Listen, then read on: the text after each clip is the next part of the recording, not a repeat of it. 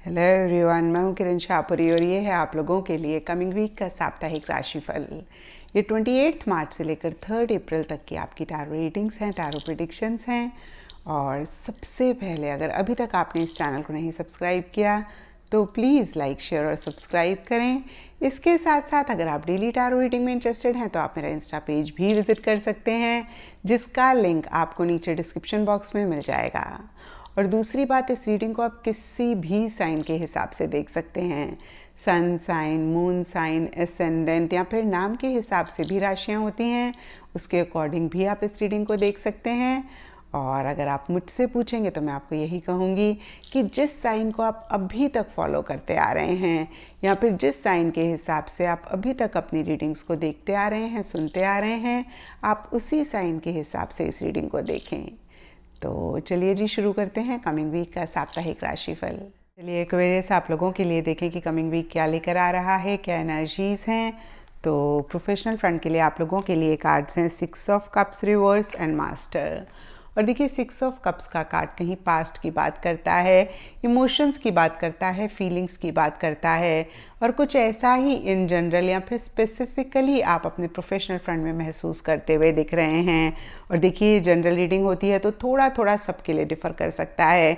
कुछ लोगों के लिए हो सकता है कि पास्ट के किसी इंसान, पास्ट की किसी जॉब, पास्ट की किसी सिचुएशन के बारे में आप बहुत ज़्यादा सोच रहे हैं।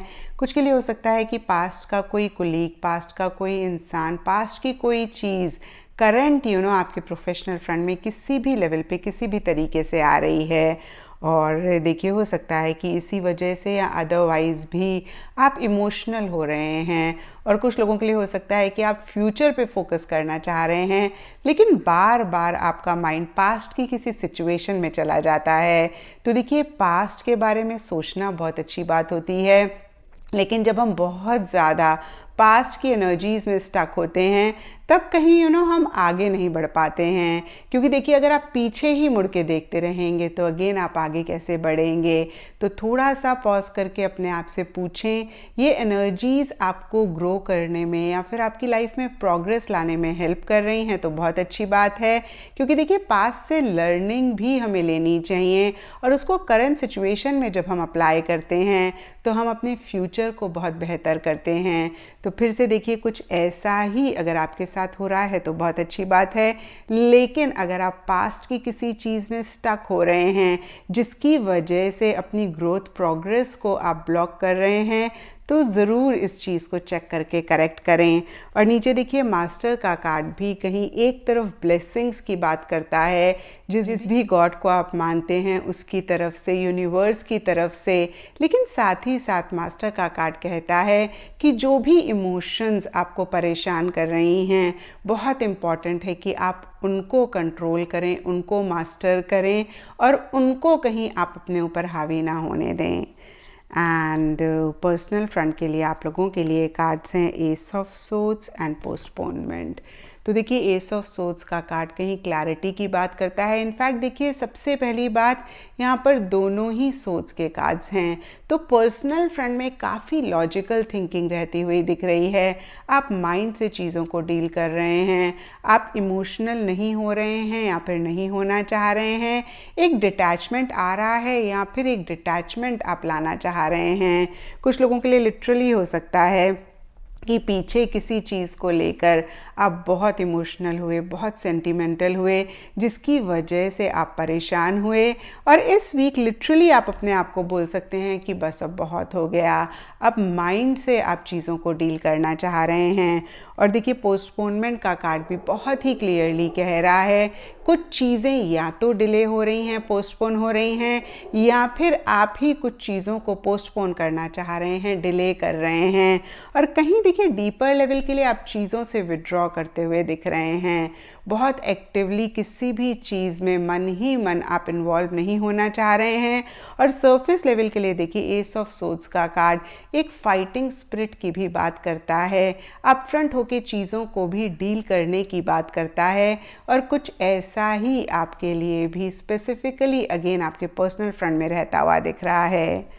एंड गाइडेंस से आप लोगों के लिए अ टाइम फॉर हीलिंग का कार्ड है और ये कार्ड बहुत ही क्लियरली कहता है आगे बढ़ने से पहले बहुत इम्पॉर्टेंट है कि जो भी चीज़ें आपको हर्ट कर रही हैं, परेशान कर रही हैं, आप उनकी हीलिंग करें। क्योंकि देखिए, जब तक हम 100% नहीं फील कर रहे होते, या फिर मैं कहूँगी एक हर्ट एनर्जीज़ में होते हैं, तब तक हम कोई भी चीज़ को जस्टिस नहीं कर पाते हैं।